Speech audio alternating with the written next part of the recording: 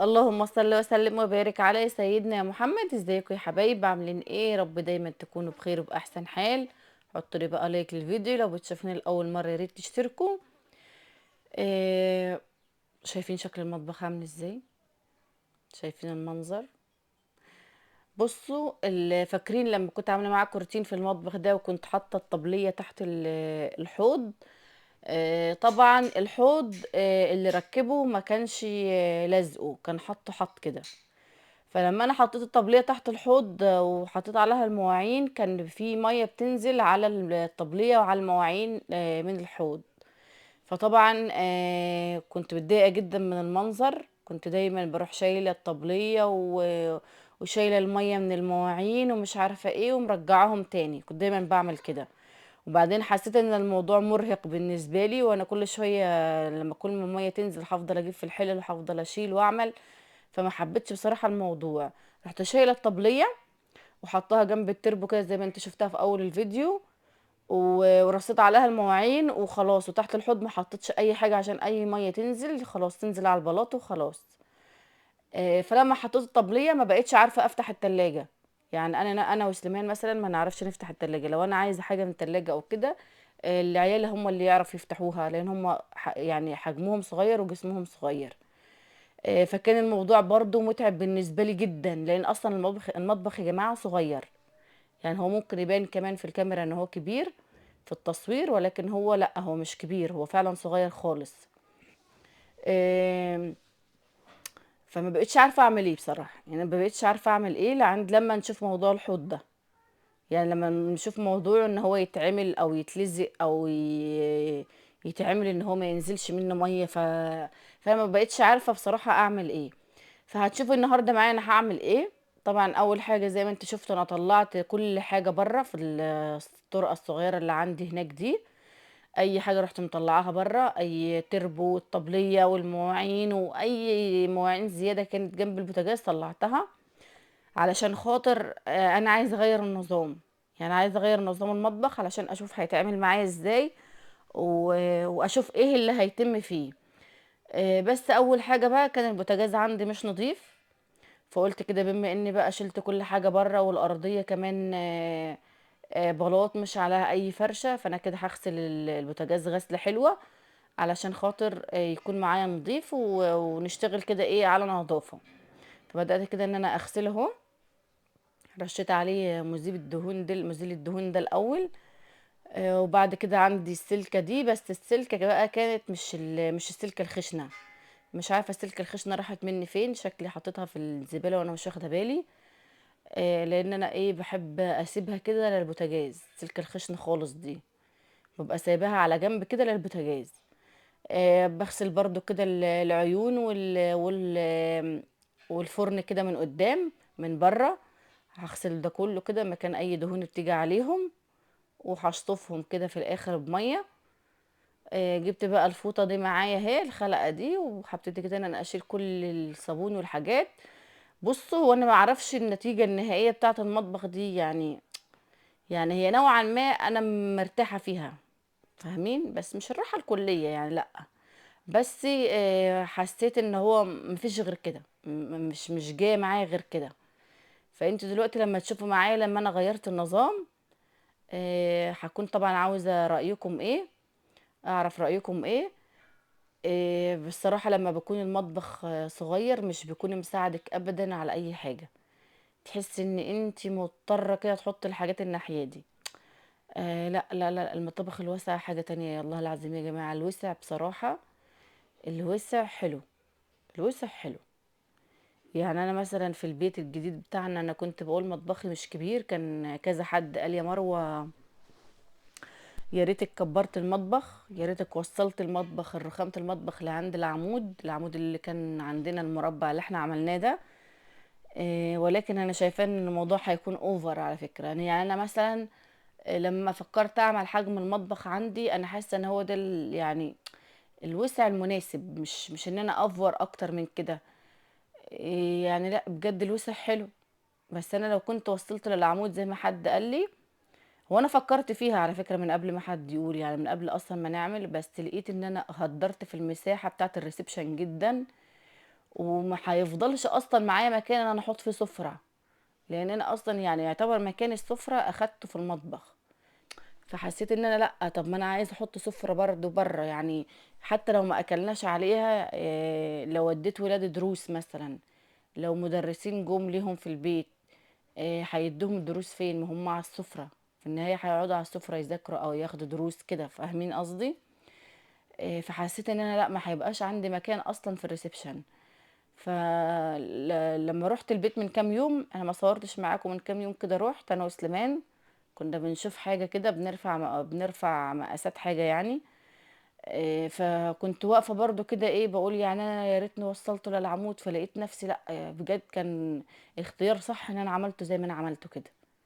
كان اختيار صح يعني، انا فكرت فيها وتخيلت الرخامة كده لو مشيت لقدام، لقيت ان فعلا الريسبشن ما عادش فيه مكان، بقى كله عبارة عن مطبخ. آم، وغير كده المطابخ اصلا سعرها غالي جدا يا جماعه. المطابخ عشان تعملي مطبخ عموله الاسعار بقت نار، فانا هروح اعمل مطبخ بكام بقى لما اعمله بالوسع ده؟ بصوا، هو انا بقى ايه، بعد ما طلعت كل حاجه كده وغسلت البوتاجاز، قلت كده هجيب التلاجة مثلا. انا كنت لسه بشوف يا جماعه، مش مكرره. التلاجة طبعا عريضه كبيره، فانا قلت ايه، طب لو عملت التلاجة عند باب المطبخ زي كده، لقيت ان اصلا ما عادش في مكان ان حد يعرف يعدي. شايفين؟ انا بقى بوريكم النظام. ما عادش في مكان، انا بقيت اعدي بالجنب، ما كنتش عارفه اعدي ادخل المطبخ. فقلت ده، طب تعالي بقى ايه، امسح مكانك بقى الاول ومكان الدهون اللي على الارض. بصوا يا جماعه، الارض هي كده، عشان بس ما حدش يقول لي الارض عامله كده ليه، هي كده. ده عيب صنايعيه في الشغل يا جماعه، عيب تشطيب، عيب الناس اللي كانت بتشطب، هي الارض كده. دي بقى حاجات معرفش، في ناس قالوا لي هاتلها تنر ولا معرفش هاتلها ايه، وكحتيها واعمليها. فانا قلت والله العظيم ولا كحته ولا عامله ولا تعبه نفسي اصلا في البيت ده، هوفر صحتي لاولادي ولبيتي الجديد باذن الله يعني. فهي الارضيه كده، عشان بس ما حدش يقول الارضيه متعصه منك ولا الكلام ده، لا هو البلاط كده. عشان كده انا فرشاه، ما بحبش ابين منه اي حته. انا بصراحه كنت حابه جدا جدا احط المطبخ البوتاجاز تحت الحوض، يعني زي ما انا عاملاه كده الحركه دي، لان تحت، لا مش تحت الحوض، تحت الشباك قصدي. مش عارفه، مش مركزه ليه. فوق البوتاجاز ده في شباك، فانا بصراحه كنت حابه جدا ان البوتاجاز يبقى تحت الشباك زي كده، ولكن هتشوفوا برضو معايا في النهايه مش نفع. الصراحه لو كانت حط تحت الشباك زي كده كان هيكون حلو، لان منه للشباك بقى والهوا بقى واي دخان، اي حاجه، اي زيوت، اي بتاع تطلع من الشباك، لان الشباك ده كبير بس هو عالي يعني، هو عالي شويه بس كبير، فما نفعش بصراحه. انا بقى كنت بمسح الاول، بعد ما مسحت كده وخلصت، قلت بقى ايه، هحط التلاجة هي اللي مكان البوتاجاز جنب الحوض. انتوا متخيلين ان الفكره اللي في دماغي اهو. جبت كده التلاجة هنا، شايفين؟ لقيت ان مفيش اصلا مساحة بين التلاجة والبوتاجاز ان انا اقف اطبخ فيها. لقيت الموضوع لا لا لا، حسيت ان بكتمة نفس، عارفين لما تحس بكتمة نفس؟ هو انا حاسة ان انا كنت حاسة بكتمة نفس زي كده. فروحت جاية شايلة تاني. انا والله العظيم تعبت من كتر الشيل والحط والزق والكلام ده، بطني تعبتني. قلت خلاص، طب احط البوتاجاز مكان التربو، مكان التربو كده في الاول، وارجع التلاجة مكانها تاني بس اخليها بالجنب، بدل ما هي كانت بالوش يعني. كنت الاول بفتحها وهي بالوش، في الوش كده الباب. فانا قلت ايه، هعملها بزاوية، فلقيت ان هي بزاوية بتاخد مساحة برضو، اهو انا عاملاها بزاوية كده. لقيتها برضو واخدة مساحة، بس هرجعها تاني يعني. طيب الطبلية بقى عشان ارص عليها المواعين اعملها فين؟ شايفين انا حطيتها فين؟ جيت بقى عشان افتح باب التلاجة لقيته مش فاتح منها، رحت عاملاها تاني، عدلاها، عدلتها زي ما انت شايفينها كده التلاجة، وقلت ازق الطبلية كده، لقيت التلاجة ما بتتفتحش قوي برضه، شايفين شكلها اهي. طيب رحت شايله بقى الطبلية خالص وحطيتها جنب البوتاجاز، يعني بين التلاجة والبوتاجاز. فاهمين قصدي؟ انتوا متخيلين الفكرة اللي انا عملتها؟ هي ما جاتش معايا غير بالطول، يعني كنت عايزه احطها بالعرض كده، ما جاتش معايا مساحتها، ما جاتش. وغيرت طبعا مكان الانبوبه لو انتوا لاحظتوا، لفيت البوتاجاز كده ولفيت الانبوبه، وحطيت الانبوبه ورا من ناحيه البوتاجاز من هناك عشان ما تبقاش في الوش.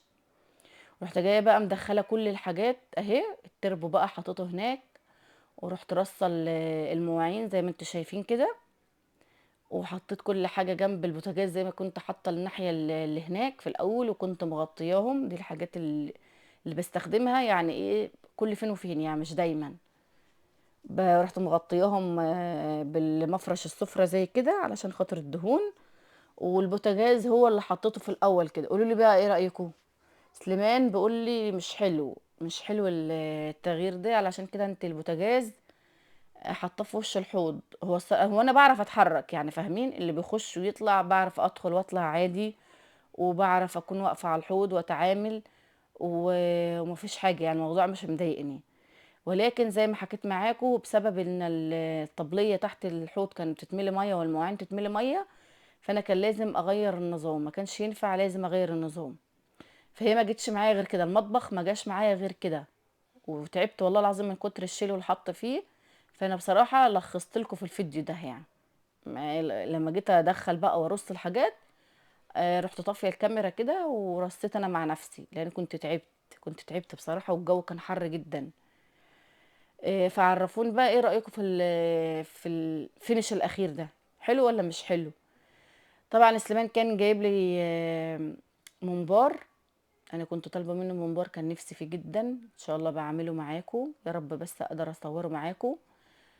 فكان زي الهم على قلبي بقى تنظيفه. يعني انا قلت يعني انا جايه انضف ممبار في اليوم اصلا انا تعبت فيه، وكنت اصلا تعبانه بالنهار. وجيت عملت المطبخ فتعبت اكتر، وجيت عملت الممبار فتعبت اكتر. بس بصراحة كان زي الهم على قلبي، يعني لما عملته ارتحت، لما خلصت من تنظيفه وارتحت، ولما غيرت نظام المطبخ برضو ارتحت، لان ما كنتش بعرف افتح التلاجة، مش عارفة اتحرك، مش عارفة اتعامل في المطبخ. اي حاجة بعوزها ببعت مثلا ليندا او ريان، اي حد حجمه صغير كده ان هو يخش يجيبها لي من التلاجة. فكان الموضوع مزهقني بصراحة. بصوا هنا الممبار ما كانش لازم اقلبه طبعا، لان هو بتنضف من الجهه اللي جوه مش اللي بره. بس اللي بره برضو انا غسلتها، لو لاحظتوا في الاول كده انا حطيت دقيق وملح وليمون علشان اغسل الجهه اللي بره الاول.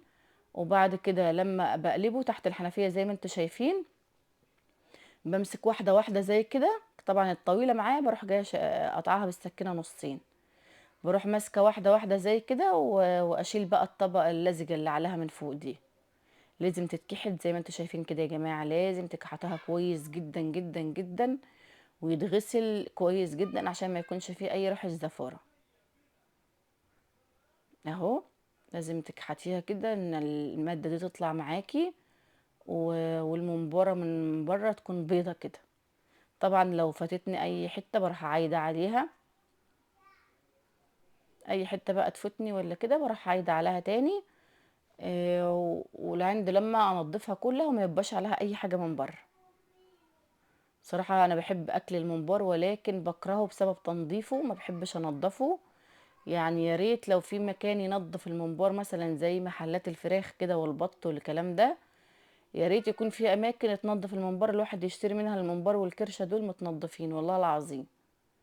أنا مش عايزة الجاهز، يعني أنا مش عايزة الممبار اللي بيكون متغلف جاهز ده، لأ أنا عايزة أشتري من الجزار، بس مثلا الجزار هو اللي ينضفه مثلا يعني. طبعا بعد ما نضفته كله حطيت كمية دقيق كبيرة كده مع كمية ليمون مع كمية ملح، علشان طبعا اغسله من اي زفارة. وهسيبه بقى منقوع في الخلطة دي لعند لما ايه احطه في التلاجة او الفريزر، يعني اشوف هعمله امتى. انا سبت بقى منقوع حوالي ساعتين، وبعد كده شطفت شطفة حلوة وحطيته في الفريزر بصراحة. فعرفوني بقى رأيكم في المطبخ ايه بعد ما غيرت النظام. يعني والله العظيم بجد عايزة اعرف رأيكم. انتوا ملاحظين البوتاجاز ورايا اهو، وانا كده واقفه على الحوض، فبعرف اتحرك عادي واتعامل عادي. بس اهم حاجه ان الطبليه مشيت من تحت الحوض، علشان طبعا المواعين كان بيجي عليها ميه، فكان الموضوع صعب بصراحه، فكان شكلي مش لطيف برضو يعني. يا رب يا حبايبي الفيديو يكون عجبكم وتكونوا استفدتوا منه بأي حاجة. حط بقى عليه لايكات كتير كتير، واشوفكم على خير مع ألف سلامة.